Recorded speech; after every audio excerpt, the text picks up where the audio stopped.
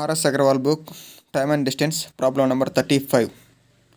Tour వెళ్ళే ఒకడు మొదటి 160 కిలోమీటర్లు 60 km/hతోనూ తర్వాతి 160 కిలోమీటర్ని 80 km/h వేగంతోనూ ప్రయాణించాడు.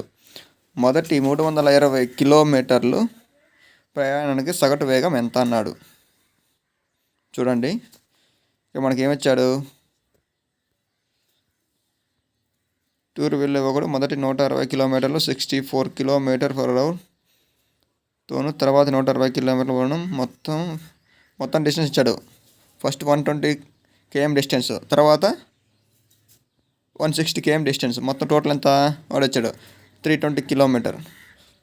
సో మనం ఏమైనా సగటు వేగం అంటే వేగం ఈజ్ ఈక్వల్ దూరము by column, distance by time. So ఇప్పుడు మనకి డిస్టెన్స్ ఆల్రెడీ ఇచ్చాడు 320. మనం ఏం కనుక్కోవాలి, టైం కనుక్కోవాలా. టైం కనుక్కుంటే మనం ఈజీగా ప్రాసెస్ చేయొచ్చు. సో టైం కనుక్కోవాలంటే అంతే, time is equal distance by speed. చూడండి, ఫస్ట్ ఎంత 160 km దూరం బై వేగం 64. మళ్ళీ ఇంకోటి ఎంత 160 బై 80 km/h. డిస్టెన్స్ బై వేగం, డిస్టెన్స్ బై స్పీడ్. సో మనం టైం అనుకుంటున్నాం కనుక క్యాలిక్యులేషన్ చేయండి. 0 0 క్యాన్సిల్, 44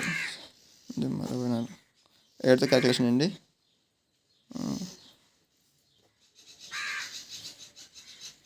4 2 8 4 5 20.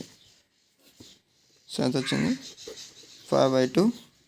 కింద ఏం లేదు కనుక 1 అనుకోండి. సో వీటికి ఎల్సిఎం కనుక్కోండి. వీటికి 2 ఎల్సిఎం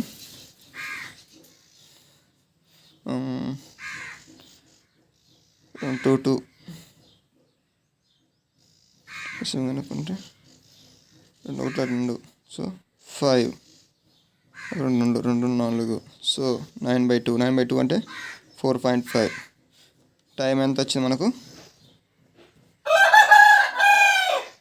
4.5. మనం కనుక్కోమన్నాడు ఏమన్నాడు, మనకి ఏం కనుక్కోమన్నాడు, సగటు వేగం కనుక్కున్నాడు. Speed is equal distance by time. Distance ఎంత ఇచ్చాడు మొత్తం 320. ఇప్పుడు టైం కనుక్కున్నాం ఎంత 4.5 hours. సో జీరో క్యాన్సిలేషన్ కోసం పైన 0 పెట్టుకోండి. పాయింట్ క్యాలిక్యులేషన్ కోసం పాయింట్ తీసేయడానికి పైన 0 పెట్టేసుకోండి. సో ఇప్పుడు 45 పైన 3 5తో క్యాలిక్యులేషన్ అండి. 5 9 30 9 చూడండి. 9 23 పోను 1 ఉంటుంది 10 ఉంటుంది. 9 9 పోను ఇంకా 1 ఉంటుంది 0.1 కాబట్టి 10. 9 9 మళ్ళీ కూడా 1 ఉంటుంది. సో 0 ఎంత 71.1 km/h మొత్తం. ఇక్కడ చూడండి, టూరు వెళ్ళే ఒకడు మొదటి 160 కిలోమీటర్ 64 కిలోమీటర్తోనూ తర్వాత 160 కిలోమీటర్లు 80 km/h వేగంతో ప్రయాణించాడు. మొదటి 320 కిలోమీటర్ల వేగానికి సగటు వేగం. సో ఫస్ట్ 160 పోతున్నాడు, తర్వాత 120 కిలోమీటర్లు పోతున్నాడు. ఆల్రెడీ వాడు డిస్టెన్స్ ఇచ్చేసాడు. మనం వేగం కనుక్కోమన్నాడు. వేగం కనుక్కోమన్నప్పుడు ఏంటంటే డిస్టెన్స్ ఆల్రెడీ ఉంది కానీ మనం టైం కనుక్కోవాలి. Time is equal distance by వేగం. So 160/64 plus 160/80. ఈ రెండింటిని టైం తీసుకొని ఆ టైంతో వీటిని భాగిస్తే మనకు ఈక్వేషన్ ప్రకారం ఆన్సర్ వచ్చేస్తుంది. చాలా సింపుల్ లెక్కే.